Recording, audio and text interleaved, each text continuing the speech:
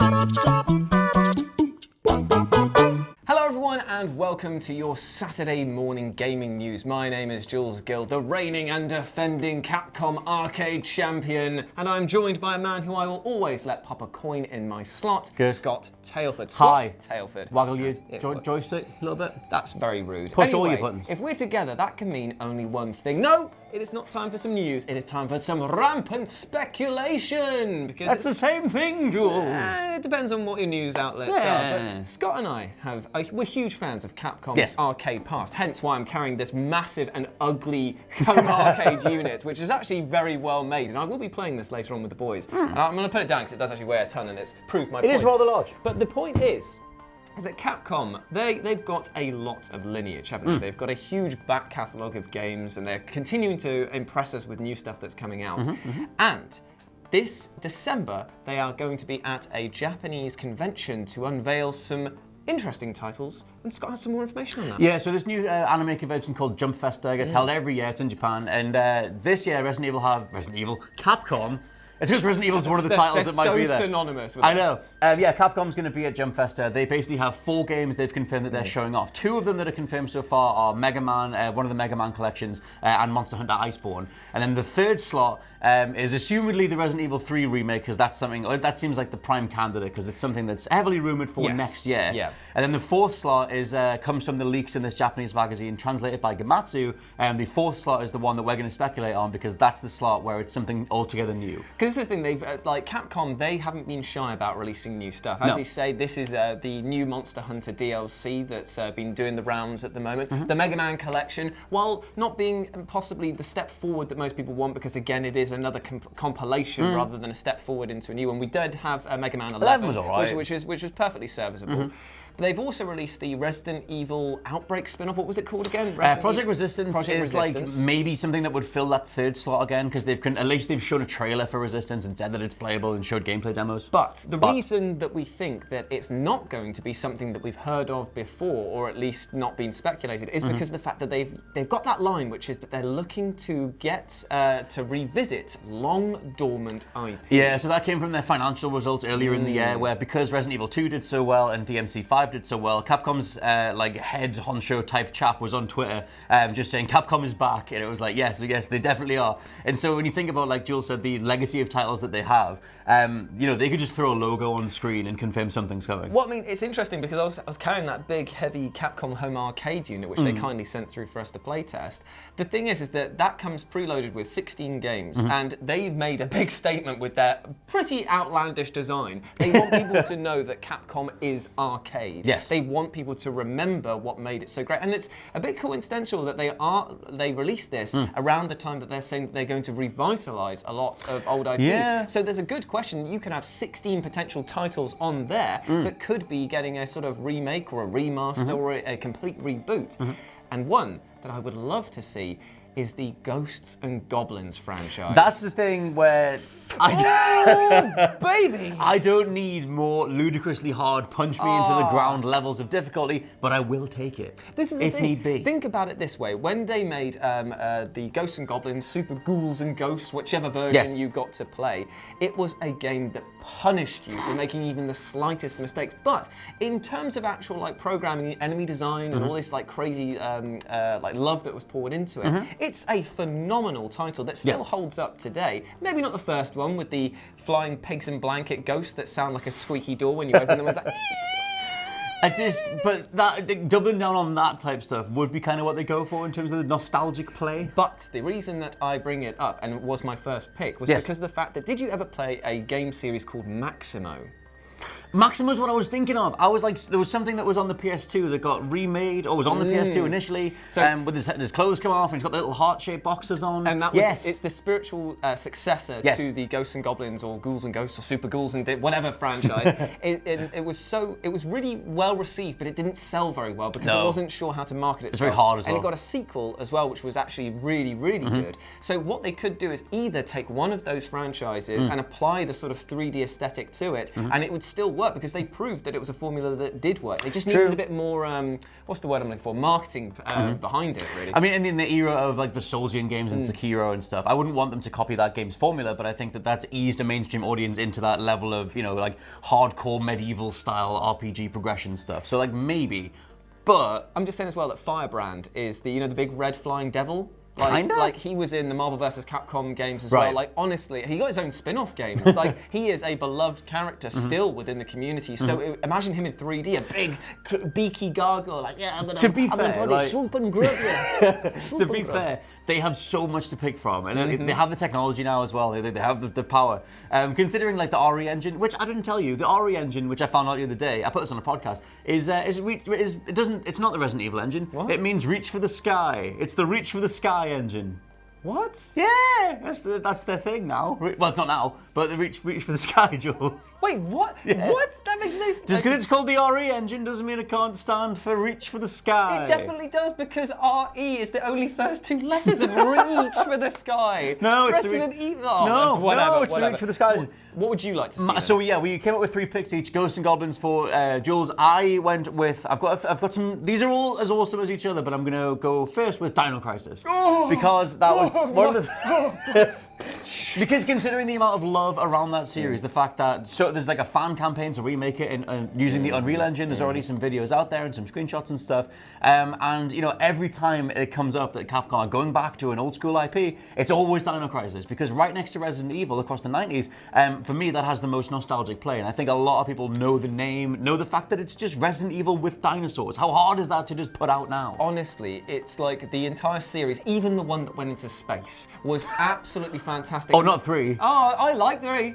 3 was banter bus, mate. I was on board. Toot toot. No. But my favourite bit is that there's people that have already modded in some of the protagonists and characters from the Dino Crisis into the Resident Evil 2 remake, because it went crazy and we had like Thomas the Tank Engine, Macho Man, Randy Savage, whatever. But I was thinking of this. Imagine a Velociraptor in Mr. X's little fedora. You could call him, drumroll please, Mr. Extinct. Hey, oh, woo! Toby! That's horrible. That, I mean, it's in the morning. I'm already half asleep. I don't need that to put me back in bed. I've already done a news, mate. I know he's already flying, but in terms of things that would look awesome in 4K or whatever, like to make use of that engine, the way that game reveals its T-Rex is Mr. X adjacent in terms of how they drip feed the fact that there's a T-Rex on the loose, and then when it breaks through the window, for me that is up there with the dog jump scare from Resident Evil. Yeah. And I love the bit where you then have to run along the walkway and it's right next to you, and I love everything they do in that game. And because the first one was so well loved, it means that if they did return to it, they could take those moments and rework them like they did for the Resident Evil director's cuts and stuff like that. Because Resident Evil 2 Remake did a perfect job of taking the very familiar and changing some of the environments to keep people on their toes. Yeah, if they did that again, that could be great. Why can't I think of the woman's name? Is it Regina?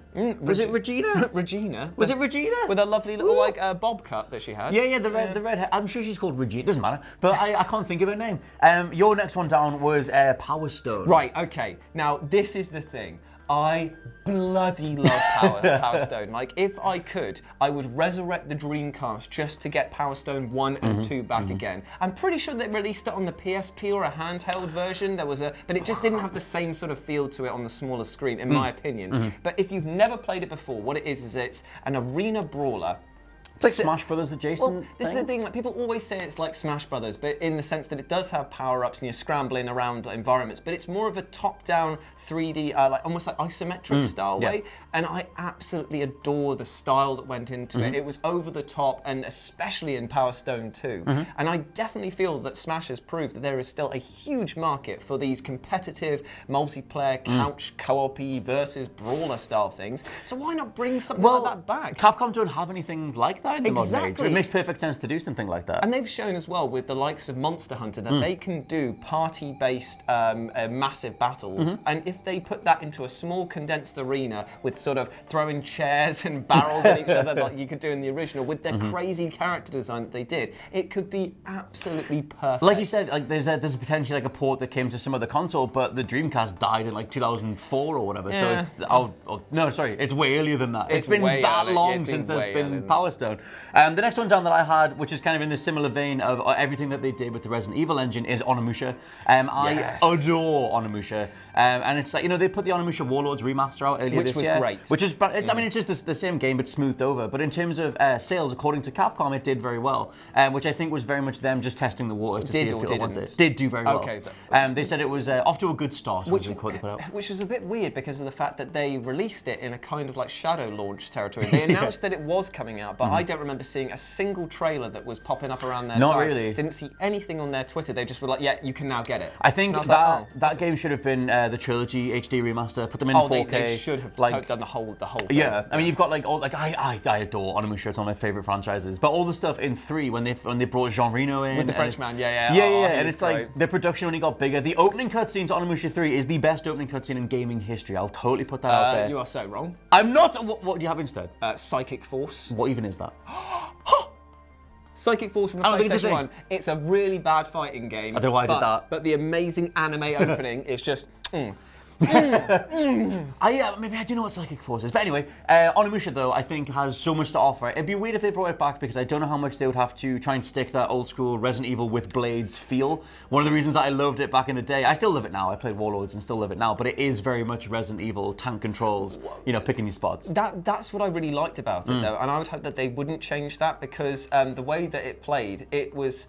The best thing about Resident Evil is that the tank controls mean that you are made to feel slightly powerless because you don't feel like you've got direct input and control on your character. But then by giving him the sword, like someone else gave their sword, he's able to fight back. So it's kind of a really weird thing of like there's fear because it's tense, but it's really good because it's a power fantasy as well. You can also like burn a special meter to just get rid of loads of guys around you at once. But if they gave him like modern day controls, then I worry if you'd potentially just like get more frustrated at the camera not being in the right place. I think that it worked because of the fact you would be able to like pinpoint and work with the environment. Yeah, and again with the Soulsian influence, I wouldn't want them to go down the Souls route. The thing that I miss some of the most in Resident Evil games, although I think 2 found a good balance, is some of the framing, some of the stuff where it puts a camera in the top corner of a room. They can frame something with in terms of like sheer cinematography for a horror experience. They can frame jump scares, things that they lost when the series went down the more action route, like 4 onwards, and then reset it with 2 again. But that's the thing in Onimusha, it has that as well, where it's really carefully considered. Vantage points and viewpoints. I mean, I love that stuff. If I'm gonna put my neck on the line, this is one of my very few complaints about Resident Evil 4, is that the level design, as in the world design, was great, but the environments, they felt quite drab in a few places, because there was a lot of like rinse and repeat because of the fact that they weren't able to show you things from interesting angles. It was just a case of like, here is a room, and this room looks exactly the same. Is the only memorable bit of Resident Evil 4 sure, the opening village, Jules Guild. I should not have opened this can. I don't even believe that, but I'm just thinking, it back what else is even in RE4? Putting it down, and now we're going to be talking about my final pick. Go on. Which is a game that I know is an incredibly polarizing game. Some people love this, some people absolutely hate it, and that is... Shut up. Okay, we crossed the line. It is God Hand. Okay, good. You've managed to claw back our love for each other. God Hand is brilliant. Although, like you said before we came in, the tank controls in that were the one thing that got in the way, which if they smooth that over, might be the best game of all time, to be honest. It's again, proper banter bus territory. Like, I'm not sure, like, a lot of it would have to be changed because there's a few things in there, like their portrayal of gay people in there, that probably would not be okay by today's standards. God, I don't remember that. It's like they have very, very effeminate characters in there that just aren't portrayed in a very like positive way. But there is a huge amount of fun within that game because it's like punch and kick and destroy and then nod someone as hard as you can. Nod? Yeah, literally you kick somebody so hard and they go, oh, like that, and they fall over. Plus you could race chihuahuas. Yeah, well, the thing is with God Hand, they just didn't care. It was like the birth of the, like something like, I don't know, like the direction that like Swery kind of went in, or Suda 51, that idea of just throwing everything at the wall and who cares. Yeah. And like, you had crates to break open and giant floating power-ups, and you would punch someone so hard they'd fly over the horizon. That was great. It was just ridiculous, and like, you can suplex people and whatever, and like, it's really good fun. One of the bosses was called Fat Elvis. It's like, it definitely pioneered that idea, like something like No More Heroes kind of went with, or that game with that guy, the Death Skeleton on the skateboard. The one... The skeleton on the skateboard? What's the game with the skeleton on the skateboard that came out a couple of years ago? Is this Let It Die? Let It Die. That whole approach where it's like just throw everything in, just have neon color palettes and ridiculous power-ups and just really fun mechanics. Sunset Overdrive is another one. Yeah, Sunset. Like it's just like some games that just know what they are, and I think God Hand knew what it was, but for me, it kind of fell down a little bit in terms of the controls. God Hand will make a lot of sense. From the opening scene of him getting so thirsty that he falls down into the desert and goes, water! I just want that in 4K. Yeah. Or again, they could just do God Hand 2 and just move the story along, because we didn't get flipping anything. We're on YouTube, Jules. The nearest thing to what I think a new God Hand would be like was the new Fist of the North Star game by they got the Yakuza devs to do a Fist of the North Star game. But for me, that game got too repetitive, too quick. God Hand, whatever. I think they can do more with the over-the-topness of God Hand. I mean, Fist of the North Star is you punch someone and they literally explode. But I think if they brought God Hand back and smoothed it over, it would be a nice, fun, like you said, banter-style game that everyone would love. Speaking of things everyone would love, Okami deserves a sequel, good sir. This one's weird because Akumi Nakamura, who was the person who came out to advertise Ghostwire Tokyo at last E3, and has become this like immediate industry darling. Everyone loved her, and then she left the project. She's kind of just become this sort of figurehead for gaming in general. Hangs out with a bunch of different devs, and she was over with like Naughty Dog and Kojima as well. She was with Hideki Kamiya, the lead designer in like various Devil May Cry and Okami itself. And she did a little video with him just asking him, hey, are you going to do Okami 2? And he's like, yep. And then, like, afterwards, he was like, oh, no, I'm joking. Right, okay. We need to just clarify something, because we always make this mistake. There actually is already an Okami 2. On 3DS, yeah, but no.